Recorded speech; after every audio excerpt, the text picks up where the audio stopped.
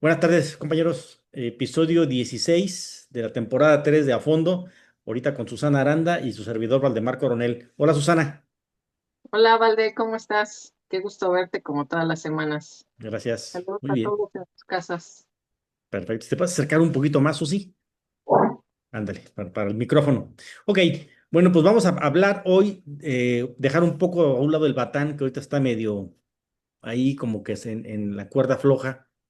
Vamos a hablar un poco de la reforma laboral que se presentó y que está en análisis todavía en el Congreso sobre pues, lo que le podemos llamar las 40 horas, ¿no? La jornada laboral, reducirla, como se hace en otros países, ¿no? Ya hay países como Islandia, Francia, que ya tienen muchos años con estos avances laborales en beneficio de los trabajadores y hay que decirlo así también, en beneficio de las empresas, ¿no? Según los análisis que se hacen en materia de recursos humanos, en análisis laborales, de productividad, pues inclusive estas jornadas de menos horas no necesariamente implican menos producción, sino que de lo contrario, muchas veces han implicado en los análisis un aumento en la productividad de los trabajadores, ¿no? Entonces, aquí el problema es que en México tenemos un problema, pues yo creo que pues desde la cuestión de la retardada industrialización en un momento dado y ante la baja, pues en los bajos avances en lo que es la cuestión de tecnologías, ¿no? Donde se ve reflejado es obviamente los índices de patentes que se presentan y que se aprueban mexicanas en el país, ¿no? Porque la mayor parte de las patentes que las industrias presentan o que los inventores son, pues son de fábricas que ya son transnacionales, ¿no? Por ejemplo, todas las empresas automovilistas, pues son los que presentan la mayor variedad y cantidad de patentes, ¿no? Y esas están a nombre de Ford México, si tú quieres, o Ford Motor Company, Kia, etcétera, etcétera, ¿no? Pero no de empresas mexicanas, ya no hablamos de las pymes, ¿no, Susana? Quiero hacer una remembranza sobre este tema y recordar en el periodo de Calderón cuál era su llamado a los países para traer inversiones a México. Él decía que éramos una mano de obra muy buena y muy barata, ¿no? Así nos ofertó ante el mundo, desgraciadamente. Para hacer una comparación en ese punto, cuando Calderón gobernaba, en Brasil se tenían un mes de vacaciones, ¿no? Cuando nosotros al año teníamos hasta hace poco una semana de vacaciones por cada año trabajado, que se incrementaba cada 5 años. Ahí podíamos ver la injusticia laboral en la que trabajábamos toda la clase trabajadora, que es la mayoría en este país, y que no había habido una reforma más que desde la que se hizo después de la revolución. No había habido una reforma justa para los trabajadores en México. Y el hecho de que nos ofertaran como la mano de obra barata y buena, pues era realmente un insulto al pueblo, ¿no? Que no había habido un aumento en los salarios mínimos por el cuento que nos vendían de que si aumentaba el salario mínimo, pues se iba a disparar la inflación. ¿Sí recuerdas todo eso, Valde? Sí, claro, sí, sí, inclusive digo, la cuestión de la productividad eh, indudablemente fue afectada también por las políticas públicas, ¿no? Pero también creo yo aquí que la propia industria, el propio empresario mexicano, durante todos estos años, pues la realidad es que basó voy a ponerle entre comillas, la productividad de la empresa, las utilidades de la empresa, de las empresas pequeñas, grandes y medianas, estaban sujetas a que se tuviera un salario menor, ¿no? Es decir, a siempre estar sacrificando al trabajador de una u otra manera, ya sea con el salario o con las bajas prestaciones, ¿no? Tú mencionas exactamente el tema de las vacaciones, ¿no? No, es que no le puedo dejar tantas vacaciones porque tengo 3 turnos y si pierdo turnos, yo no tengo la capacidad para contratar más trabajadores que suplan esas líneas de producción, etcétera, etcétera, ¿no?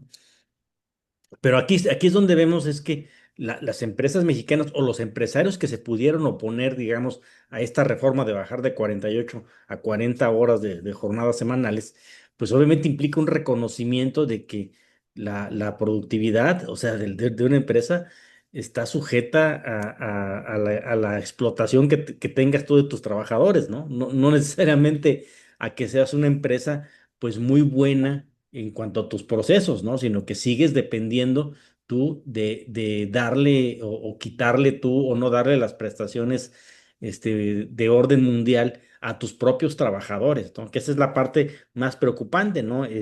Mucho más entendible en las empresas pequeñas, ¿no?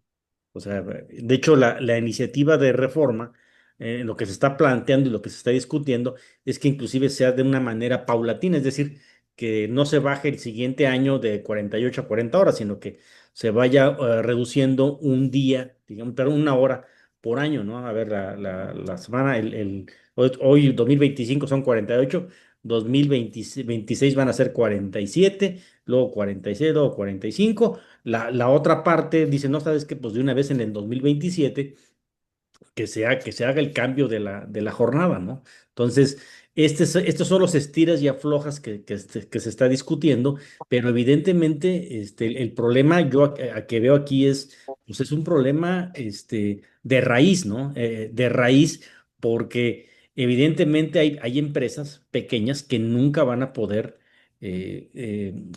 cumplir, digamos, de manera inmediata sin quebrar, ¿no?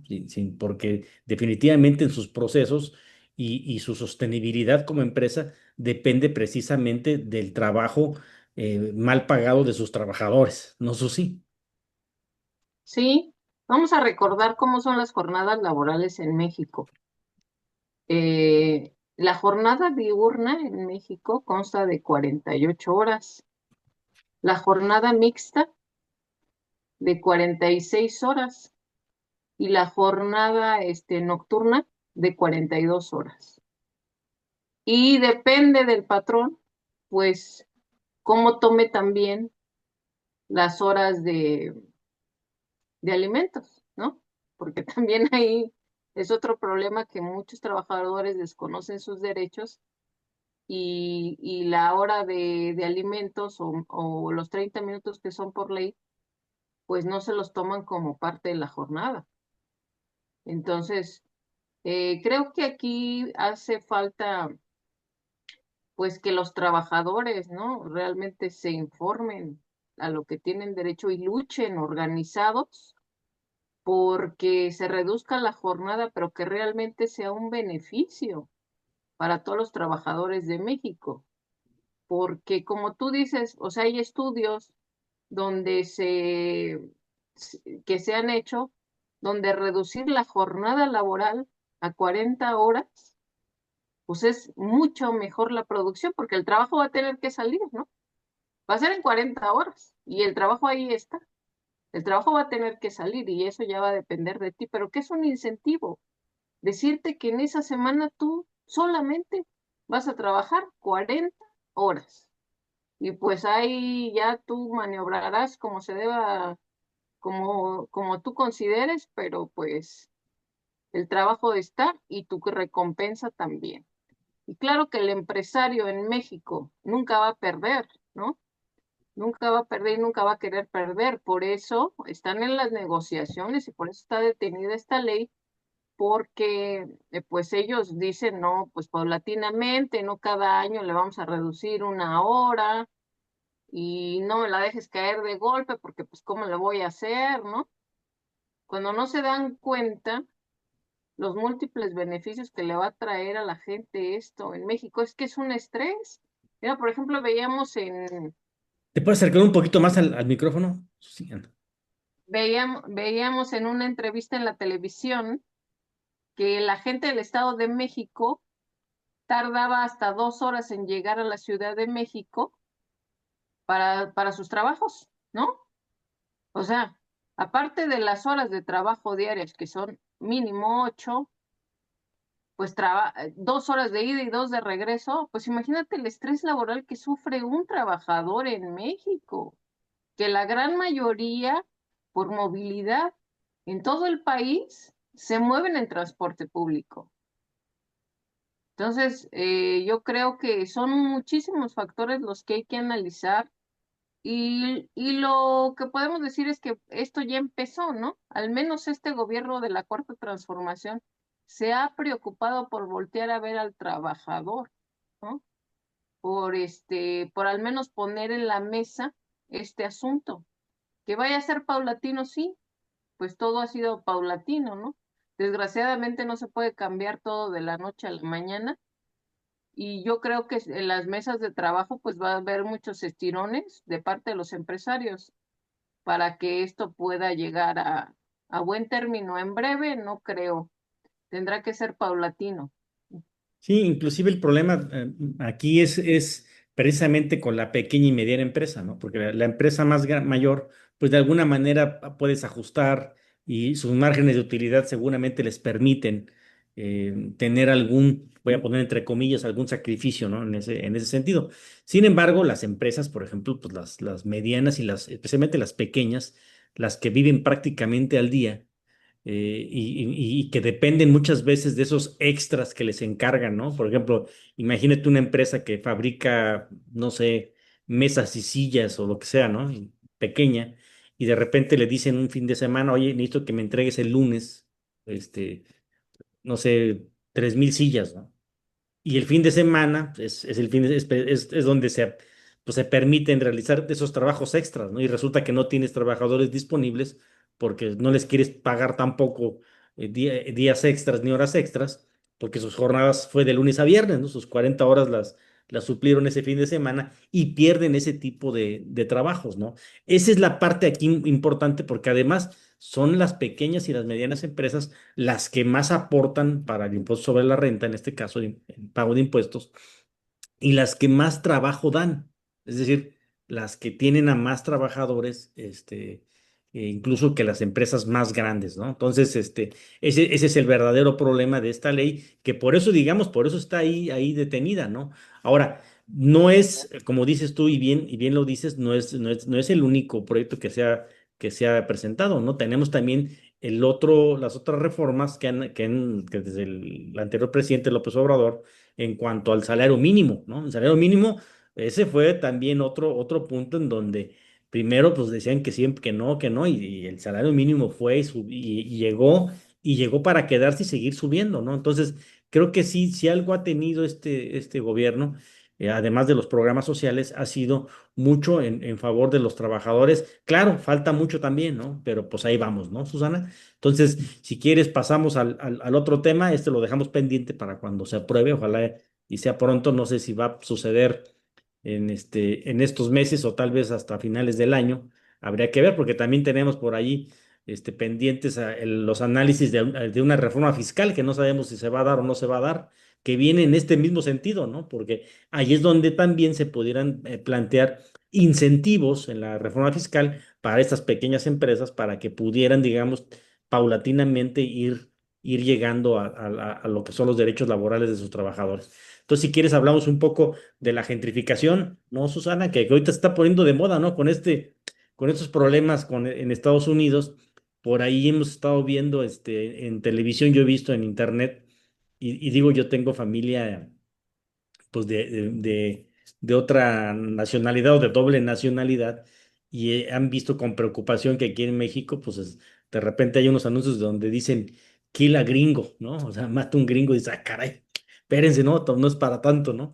Especialmente en esos lugares donde hay gentrificación, específicamente en la Ciudad de México, ¿no? Que casualmente es un gobierno, bueno, es una población que ha sido gobernada durante décadas por los partidos de izquierda.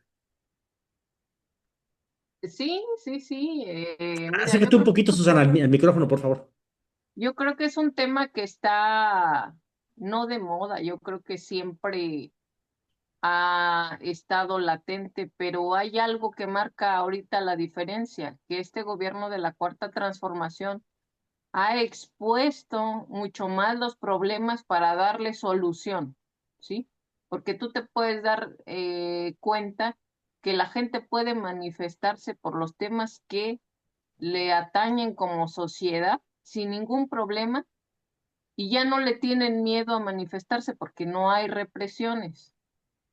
Esto de la gentrificación en la Ciudad de México, pues ya se viene dando desde hace mucho tiempo. Si bien, como tú dices, gobierna la izquierda, pero en el periodo de Mancera es donde más se da este tipo de situaciones por los cambios eh, de, de, de dominio, es decir, para rentar las casas habitaciones y ahora que se vuelven em, locales comerciales. Y ellos mismos revisan casi todas las propiedades en la Ciudad de México que tenían problemas legales y hasta cierto punto se hacen que gente que operaba para ellos se adueñe de estas propiedades, haciéndolas a un lado a los verdaderos dueños porque estaban ciertamente en un estado irregular, desplazando a la gente en estas ciudades, donde tú le estás quitando el derecho a la vivienda que está consagrado en la Constitución mexicana, desplazando a la gente para darle paso a gente de todos los países que tiene de recursos y que tiene dinero y que puede pagar las propiedades al precio que se los pongan y sobre todo pues las rentas, ¿no? Hacer de esta nueva forma de adquirir propiedades pues un gran negocio para la gente que viene a vivir a la Ciudad de México, pero no solo en la Ciudad de México. Quiero decirte que yo me dedico a este ramo de venta de terrenos o de bienes inmuebles, pero sobre todo más de terrenos. Tixquiapan ya se volvió como o más que un pueblo mágico, pues un pequeño pueblo que alberga gente de muchas nacionalidades. Un pequeño San Miguel de Allende. Exactamente. Que todo está carísimo, ¿sí? No se diga en el centro, te lo venden más caro que en que en el mejor de los puertos. Desgraciadamente cualquier platillo, 450 pesos y que es ni siquiera el corte de la mejor calidad, ¿no? Te estoy hablando nada más de un platillo fuerte, sin Precios de ponerle la Querétaro, entrada. digamos. Sí, es muy caro. Como si Pero fíjate fuera dónde. Querétaro en un restaurante cualquiera. Exactamente. Pero ¿dónde te das cuenta que la gentrificación nos ha perjudicado bastante? En que la gente no puede adquirir una vivienda. De hecho, ha habido trabajadores que son obreros que se han acercado a mí para ver si yo no tengo en este momento un terreno que puedan ellos adquirir con su crédito de Infonavit, ¿no? Y mi primera pregunta es, ahora con la nueva ley que implementó la Cuarta Transformación, ahora el trabajador ya puede adquirir un terreno o una vivienda con ese crédito que tiene. Y mi primera pregunta es, ¿a cuánto asciende tu crédito? No, pues 600,000 pesos, ¿no? Tristemente, lo que tienen que cumplir ese terreno es que debe tener escritura o título de propiedad Sí, desde luego. para que yo pueda hacer esa transacción de podérselo vender al obrero. Pero tristemente no son suficientes 600,000 pesos para Tequisquiapan para poder adquirir un terreno pequeño, porque no, la mayoría de los terrenos que tienen escritura, pues están, por ejemplo, a 5,000 pesos el metro cuadrado, 2,500. Ya no hay terrenos baratos en Tequisquiapan por esto mismo de la gentrificación, ¿sí? Que estás vendiendo un pueblo mágico que yo quiero mucho Tequisquiapan, pero pues ya de mágico pues le queda muy poco, ¿no? Entonces, que la vivienda es cada vez más cara. Ahorita te puedo hablar de una casa en menos de 400 metros y de construcción 260, 6,5 millones. Mm. Entonces, es algo que tú dices, está fuera del alcance de la mayoría de la gente del pueblo, adquirir una vivienda. Y son las casas nuevas que están haciendo de ese precio. Sí, sí, desde luego. Sí, de hecho, esa de la gentrificación es un fenómeno mundial, ¿no?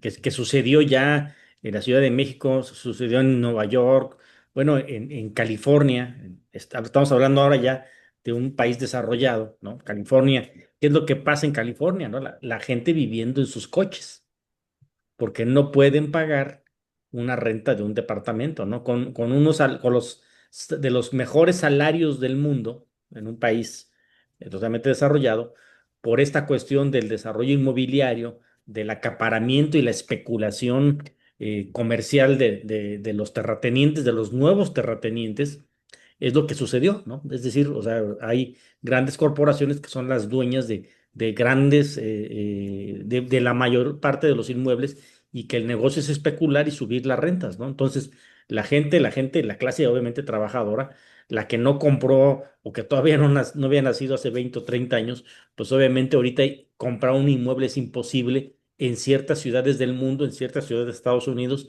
y ahora ya, como tú lo acabas de decir, o sea, este fenómeno no es privativo de Tequisquiapan. Tú ahorita a cualquier persona, tú preguntas cuáles son sus sueldos, sus salarios, fuera del que no sean las clases altas, una clase media baja, si le podemos llamar así, o baja, es imposible acceder a un inmueble, ¿no? Si sus sueldos son, no sé, ¿qué te gusta? 20,000 pesos, 15,000 pesos, pues ¿cómo van a poder llegar a tener un inmueble, ¿no? Que no sea allá donde da vuelta el aire, ¿no? O en donde seguramente para ir a tu trabajo te va a costar al mes miles de pesos, ¿no? Por la cuestión del transporte, mal transporte que hay. Entonces sí, es un fenómeno muy complicado. Lo peor es que ya lo estamos viendo en poblaciones muy pequeñas como Tequisquiapan. Así es el pequeño San Miguel Allende, como dices tú. Pero también este fenómeno de la gentrificación ha traído cosas tan detestables como lo que sucedió en la Ciudad de México esta semana con la argentina que insulta al policía que solo estaba haciendo su trabajo. O sea, el creer que la gente que viene de otros países puede venir a México a hacer lo que se les pegue la gana. Imagínate, o sea, es que a mí no me cabe en la cabeza cómo se puede ser tan ignorante, ¿no? Porque esa es la palabra, deja de lo grosera la gente que no, que se ve que lo único que tienen es dinero, y ni tanto, ¿verdad? Porque la gente rica de la Ciudad de México, pues trae sus coches, ¿no? Trae sus choferes, perdón. Ella pues, solo traía un Mercedes, pero pues también no era ni del año. Pero te imaginas, o sea, con esa actitud, lo que ha creado la gentrificación en México de decir yo soy mejor en tu país siendo extranjero. Es No, y una además hay vergüenza. otra cosa, otra cosa todavía peor, ¿no? Porque, a ver, ella insulta al policía y le dice que es un negro, ¿no? A empezar, digo, pues ni siquiera estábamos hablando, no se refiere obviamente a hombre de raza negra, ¿no? Pero es que eres un negro, eres un naco, eres quién sabe qué. Pero entonces, si tú odias a los negros, a los nacos, ¿qué haces en México? O sea, a lo que ella se refería, ¿no? A una persona morena o más morena que ella, ¿no? Y con rasgos diferentes. O sea, ¿qué vas a hacer en México? No sé, el 70% de la población en México, pues somos de alguna manera así, ¿no? O sea, no somos blancos de ojos azules, cabello rubio, ¿no? Entonces, ¿qué es lo que va a ver? Si odia a la raza como está, entonces, ¿qué está haciendo aquí? Son las cosas más absurdas, ¿no? Y ahora el problema es que evidentemente la gente generaliza, ¿no? O sea, tú hablas de que un extranjero o una extranjera hizo eso y la gente empieza a generalizar y empiezan a decir, es que así son los extranjeros y así son los argentinos, ¿no? Cuando pues fue una argentina de cuantos que gente tal vez amable, yo conozco algunos amables sin problema alguno. Si un americano hace eso o un europeo hace eso, la gente va a empezar a generalizar y así se crean los problemas raciales, ¿no? Que ese es otro grave problema, ¿no? Entonces, pues ve lo que sucedió después, ¿no? Bien, o un poco antes de eso, ¿no? Bien, una manifestación contra la gentrificación y unas personas pues atacando y rompiendo ventanas de negocios que seguramente ni siquiera eran negocios de extranjeros, probablemente eran de otro mexicano que tenía empleados mexicanos, pero pues por el fenómeno de la gentrificación, pues fueron y le rompieron sus ventanas y le rompieron sus mesas, etcétera, etcétera, ¿no? Desgraciadamente, fíjate que siempre hay infiltrados en estas marchas que hacen quedar mal a los mismos movimientos sociales, ¿no? Siempre hay quien la derecha paga por hacer esos desmanes y que piensen que efectivamente el pueblo que se organiza, pues es puro vandalismo, ¿no? Y no, yo creo que todo siempre va a tener un trasfondo cuando se dan este tipo de situaciones donde se rompen vidrios o se rompen, pues, Vandalismo, vandalismo, vamos. se lastiman propiedades ajenas, en este caso, pues vandalismo, en todas sus formas. Pero sí debemos entender que, bueno, somos una sociedad que está en evolución, ¿no?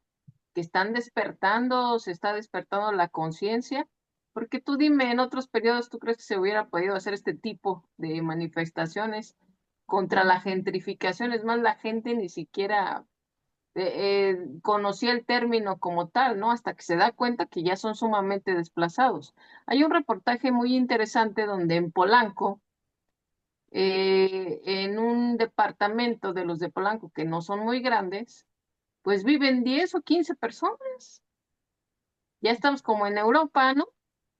¿Por qué? Porque la zona donde trabajan ellos, pues es para que les quede más cerca su trabajo, que es lo mismo que se gastaran diario en ir al transporte, pero el desgaste de 4 horas del transporte público hasta sus hogares, pues prefieren quedarse hacinados, porque esa es la palabra, pero viviendo en Polanco, Uno ¿no? arriba de otro. Sí. Sí, como el Fíjate, sueño europeo, ¿no? Es lo ajá. mismo. Fíjate, Susana, que ya para terminar, porque ya se nos va el tiempo, pero hay un tema muy interesante que fíjate que para la siguiente voy a ver si podemos invitar a un especialista en el tema. Yo lo conozco desde el punto de vista legal, pero lo que es el derecho a la ciudad, ¿no? Que tiene mucho que ver con la parte de la gentrificación y es precisamente ese derecho que tiene la gente a disfrutar de los entornos del el paisaje de tu ciudad, ¿no? Que por los simples hechos de la gentrificación, pues te empiezan a expulsar, ¿no? Por razones económicas te obligas a vender tu lugar en el centro histórico y acabas yendo tú a otro lugar, ¿no? Entonces, son situaciones donde después ya ni siquiera tienes tú ni el tiempo ni el dinero para poder regresar a ver esos paisajes. Ya no puedes disfrutar tu ciudad. Pero bueno, eso lo dejamos para el siguiente tema. Yo aquí me despido y Susana, pues nos vemos la semana que entra. Gracias, como siempre, un gusto y sigamos abordando los temas que le interesan al ciudadano común. Gracias, Susana. Hasta luego.